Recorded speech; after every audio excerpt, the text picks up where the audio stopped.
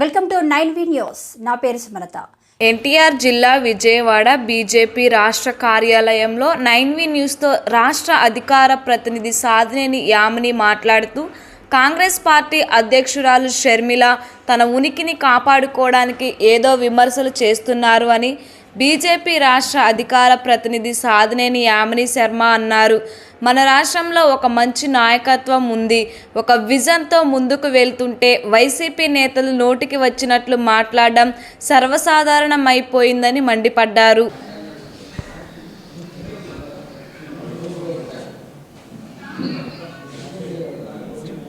First of all ఇది ప్రైవేటీకరణ కాదు. జగన్మోహన్ రెడ్డి ముఖ్యమంత్రి 5 సంవత్సరాలుగా పనిచేసినటువంటి అప్పటి ముఖ్యమంత్రి జగన్మోహన్ రెడ్డి గారికి ప్రైవేటీకరణకి లేదంటే పీపీపీ విధానానికి తెలియక కాదు, కావాలి అని చెప్పని ఒక రాజకీయ కుట్ర మా ప్రభుత్వం పైన చేయాలన్న దురుద్దేశంతో ఈ పీపీపీ విధానాన్ని ప్రైవేటీకరణని పదే ప్రజల్లోకి వెళ్ళడము, కోటి సంతకాల సేకరణ అని చెప్పని ఇటువంటి మిస్లీడింగ్ అంటే ప్రజలని తప్పుదో పట్టించేటటువంటి ప్రయత్నాలు ఆయన చేస్తూ ఉన్నారు.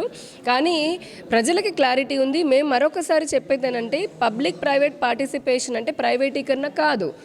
పబ్లిక్ ప్రైవేట్ పార్టిసిపేషన్లో ఇప్పుడు ఈ మెడికల్ కాలేజీలకు సంబంధించి ప్రభుత్వం దగ్గరే ఫీజుల నియంత్రణ కానీ, బెర్తుల నియంత్రణ కానీ, సీట్ల నియంత్రణ కానీ, భూమి నియంత్రణ కానీ ఉంటుంది. ఇవన్నీ ప్రభుత్వం దగ్గర ఉన్నప్పుడు అది ప్రైవేటీకరణ ఎలా అవుతుంది?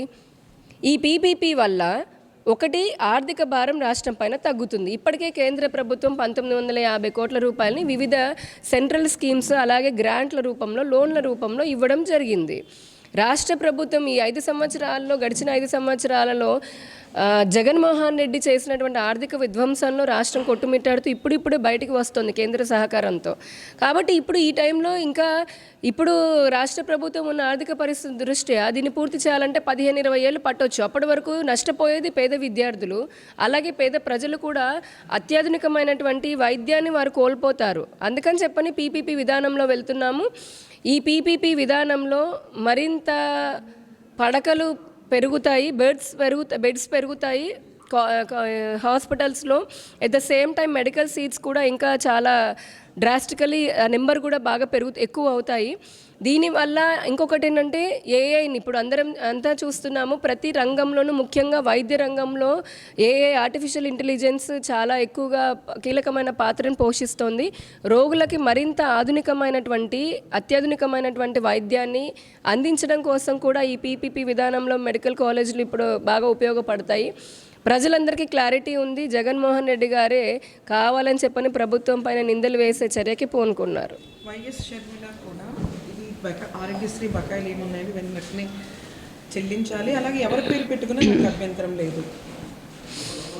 అది వారి తండ్రి పేరు కాబట్టి ఇంత గతంలో ఉన్నది. ఆవిడ ఎవరి పేరు పెట్టుకున్నా నాకు ఇబ్బంది లేదని అంటున్నారేమో. కానీ బేసిక్గా ఈ క్వశ్చన్ మరి ఎందుకు ఆవిడ అంటే అప్పటికి కాంగ్రెస్ అధ్యక్షురాలు కాదు కాబట్టి మరి అడగలేదో తెలియదు. కానీ కాంగ్రెస్ పార్టీ అయితే కొంచెం ఉన్నాము రాష్ట్రంలో చెప్పుకుంటున్నారు కదా.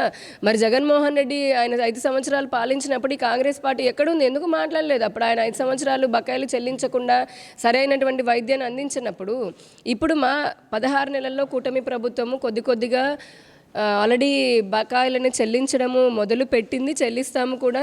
రాష్ట్ర ప్రజలకి మరింత మెరుగైనటువంటి వైద్యాన్ని అందించడంలో మా ప్రభుత్వం చిత్తశుద్ధితో పనిచేస్తోంది.